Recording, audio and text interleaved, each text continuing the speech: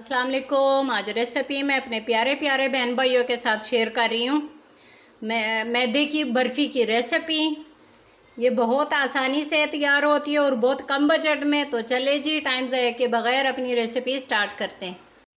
मैदे की बर्फ़ी रेडी करने के लिए हमें जो चीज़ें चाहिए, इस कप से मैंने 1.5 कप मैदा ले लिया है। 3 हम इलायची डालेंगे और ये मैदा है। चाय वाले कप से मैंने नापा है ताकि नापने में आसानी हो। 1.5 कप है। तो चले जी, अल्लाह का नाम लेके बाकायदा अपना काम शुरू करते हैं। चूल्हा ऑन कर दिया। अब हम इसमें डालेंगे, फ्राई पैन को लाइट सा गर्म कर दिया। इसमें डालेंगे अब हम 1 कप घी। 1.5 कप मैदा है इस कप से, और 1 कप हम घी लेंगे। घी देसी घी भी इस्तेमाल कर सकते हैं और डालडा भी इस्तेमाल हो सकता है। 1 चम्मच मैंने इसमें फ्लेवर के लिए देसी घी डाला। अब हम इसमें इलायची डालेंगे। इसको थोड़ा सा हम रोस्ट करेंगे ताकि घी में से एक मज़ेदार सी अच्छी खुशबू आने लग जाए। ये सस्ती तरीन बर्फ़ी है, बाज़ार से ये बड़ी महंगी मिलती है। और तैयारी का जो टाइम है, तकरीबन ये 10 से 15 मिनट में ये बर्फ़ी रेडी हो जाती है। बहुत कम बजट में और कम टाइम में ये बर्फ़ी रेडी होती है। अच्छा, कुछ लोग जो है ना, जितना मैदा लेते हैं उतना घी ले लेते हैं, लेकिन वो ज़्यादा हो जाता है। तो इसीलिए ये परफेक्ट मिकदार है कि ये अगर आप लोगों ने चाय के कप से, क्योंकि चाय के कप हर घर में अवेलेबल होते हैं। दूसरे ये जो बाकायदा बेकरी के बर्तन होते हैं, जैसे चीज़ें नापते, वो हर किसी के पास नहीं होते। इसीलिए मैं चाय के कपों से ये नाप के बताती हूँ ताकि मेरे बहन भाइयों को आसानी हो। अब हमने क्या करना है कि ये जो मैदा है, 1.5 कप मैदा, बिस्मिल्लाहिर्रहमानिर्रहीम, ये हम इसमें डाल देंगे। और चूल्हा हमने बिल्कुल कम कर देना है ताकि हमारा मैदा जले ना और बहुत अच्छे तरीके से ये फ्राई हो जाए, रोस्ट हो जाए। चूल्हा भी मैंने कम कर दिया। गुठलियाँ बिल्कुल भी नहीं बनेगी। अगर बन भी जाए तो उसको इस तरीके से गुठलियों को नरम किया जा सकता है।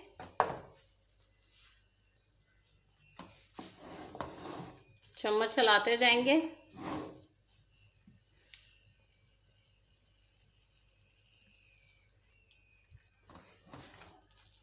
सॉरी, कैमरे का स्टैंड ज़रा हिल गया था तो दरमियान में मुझे 1 मिनट स्टॉप करना पड़ा।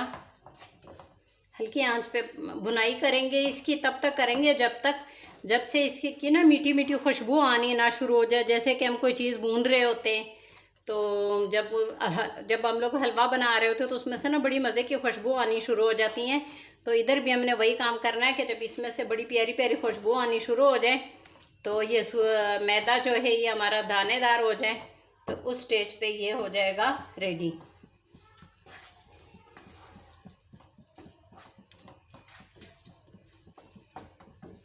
फ्लेवर के लिए मैं इसमें 1 चम्मच देसी घी डालूंगी। अच्छा, जैसे जैसे ये मैदा ना पकने के करीब होता है, तो इसमें ये होता है कि ये देखिए ये पतला होना शुरू हो जाता है। पहले जब हम मैदा डालते हैं ना घी में, तो ये बहुत ज़्यादा गाढ़ा होता है और ऐसे लगता है कि हाय हाय ये तो पप्पा सा बन गया, शायद हमें और घी डालना पड़ेगा। और घी डालने की बिल्कुल भी ज़रूरत ही नहीं पड़ती। बस जैसे जैसे ये पकता है तो साथ ही ये जो मटीरियल है ना, ये पतला होना शुरू हो जाता है। तकरीबन 4 से 5 मिनट लग जाते हैं इसको रोस्ट होने में, फ्राई होने में, खुशबू आने में। पहले बिल्कुल कम आंच की थी, अब थोड़ी सी हमने आंच बढ़ा दी है। ज़्यादा नहीं, थोड़ी सी।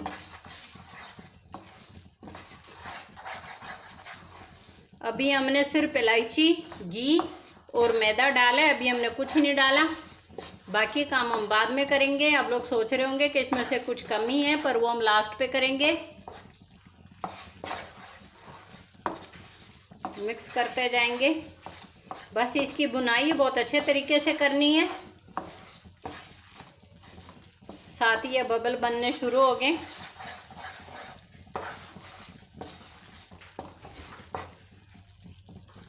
ये कम बजट में बिल्कुल हलवाई स्टाइल खोए वाली बर्फ़ी रेडी होगी बग़ैर खोया इस्तेमाल किए।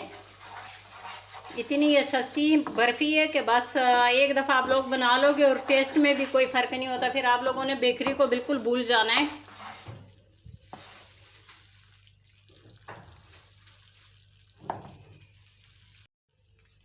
बबल बन रहे, कलर बस नहीं चेंज करना, कलर इसका यही रहने देना, कलर बिल्कुल भी चेंज नहीं करना, इसलिए ये कम आंच पे ये काम करेंगे। अगर कलर वो चूल्हा हम बहुत तेज़ करेंगे तो इसका कलर वो चेंज हो जाएगा।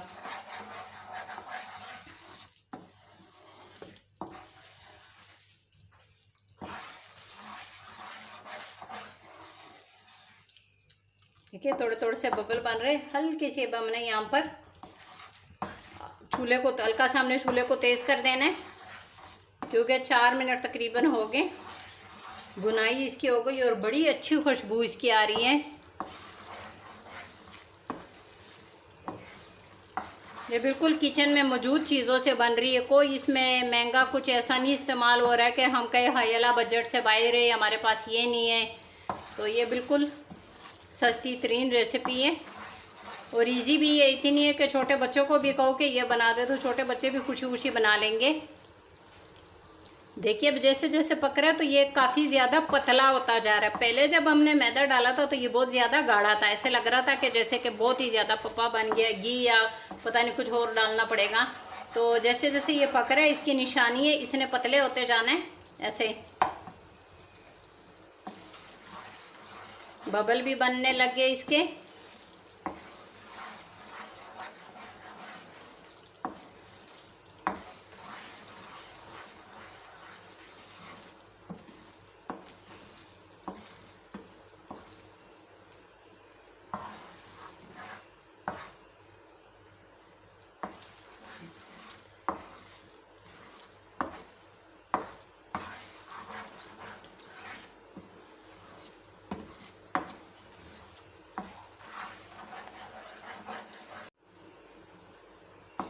पाँच मिनट हो गए इसको रोस्ट किए, फ्राई किए और अब इससे बहुत अच्छी खुशबू आ रही है।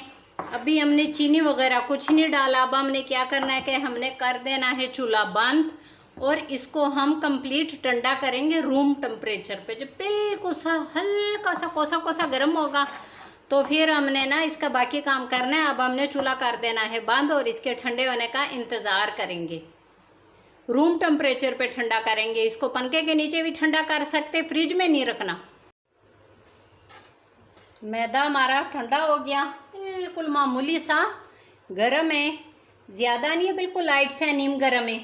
तो अब हमने क्या करना है कि ये मैं डाल रही इसमें चीनी भी मैंने जिस कप से मैदा लिया है इस कप से मैंने 1.5 कप जैसे कि मैंने बताया था मैदा लिया था और इसी कप से मैंने 1 कप चीनी ले ली है और 2 इलायची इसमें डाल दी है।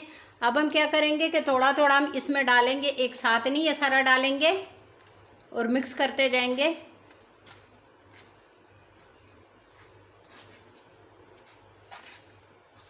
बस ज़्यादा ज़ोर ज़ोर से चम्मच ही नहीं चलाना, स्लो हाथों से ये काम करेंगे।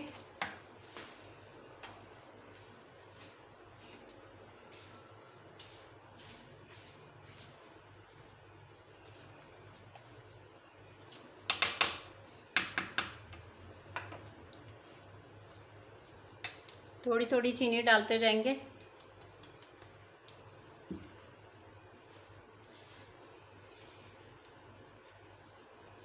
डेढ़ कप मैदा था, 1 कप चीनी है, चीनी को पीस लीजिए।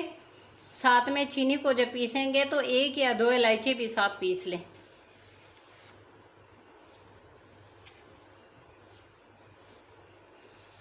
और चीनी अगर कम इस्तेमाल कर रहे हो तो फिर और भी कम हो सकती है।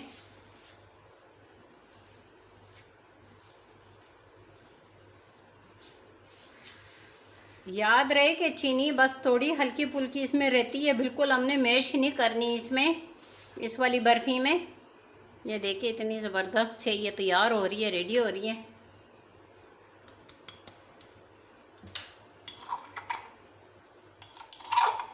अच्छा, 1 कप से भी मैं थोड़ी सी चीनी बचा रही हूँ, बहुत ज़्यादा मीठा ना हो जाए, हमारे घर में भी मीठा कम ही इस्तेमाल होता है। मगर वैसे 1.5 कप में ये जो बेकरी वाले बनाते होते हैं ना वो सॉरी, अगर 1.5 कप मैदा हो तो उसमें 1 कप चीनी भर के लाजमी डालते हैं।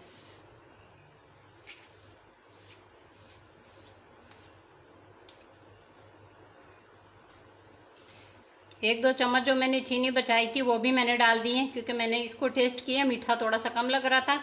इसी तरह आप लोग भी टेस्ट करके भी डाल सकते हैं, अगर मीठा कम लगे तो फिर इसमें वो कर सकते हैं। ये देखिए, बिस्मिल्लाह, माशाल्लाह माशाल्लाह। चले जी, अब ये बहुत अच्छे तरीके से मिक्स हो गया। यहाँ पर हम एक प्लेट ले लेंगे, ट्रे ले ले, प्लेट ले ले, जो भी चीज़ हो आप लोगों के पास जिसमें इसको निकालना हो।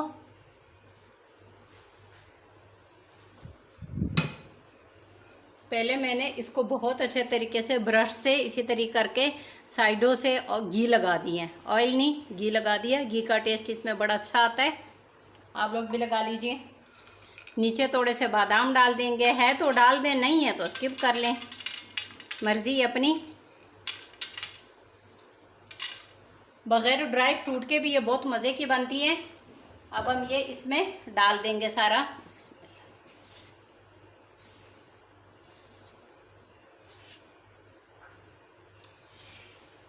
अच्छा, अगर मोटी बर्फ़ी चाहिए तो फिर इसको ज़्यादा ना फैलाए, अगर पतली चाहिए तो इसको का बड़ा बर्तन ले ले, फैला दें। तो अब आप लोगों की चॉइस पे है ये। अब बर्तन में, जिस बर्तन में भी बनाना हो, इसको सेट कर लेंगे।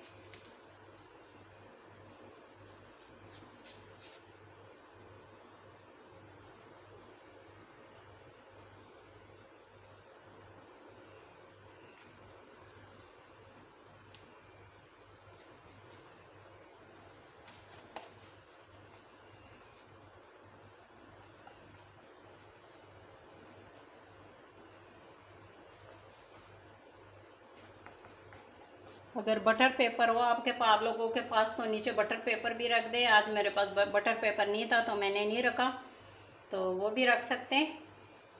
कॉर्नर बराबर कर देंगे।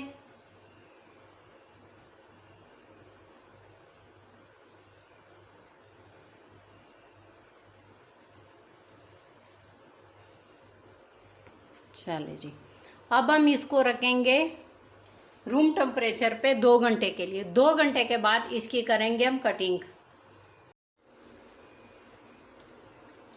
2 घंटे पूरे हो गए।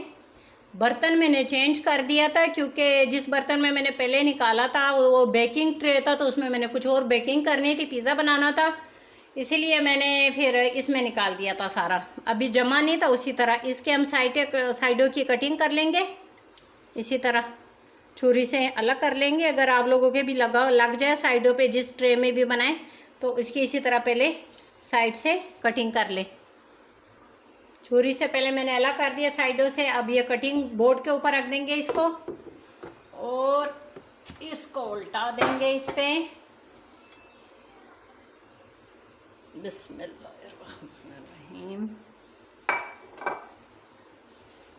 ये जो पेपर है इसको आराम से उतार देंगे।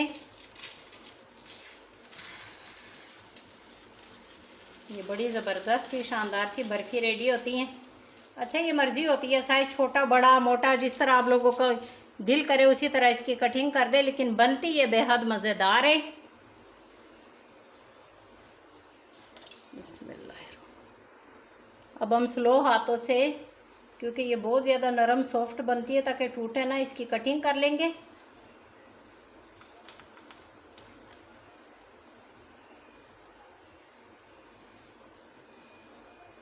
बस बस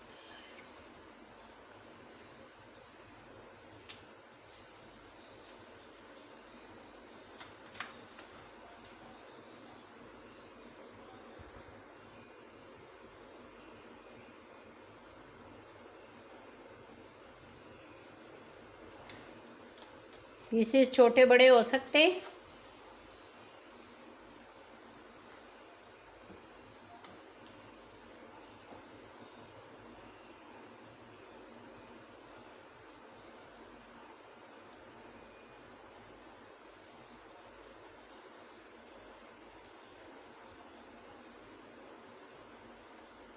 माशाल्लाह, ये देखिए हमारी इतनी सॉफ्ट, इतनी मज़ेदार बर्फ़ी बिल्कुल रेडी है।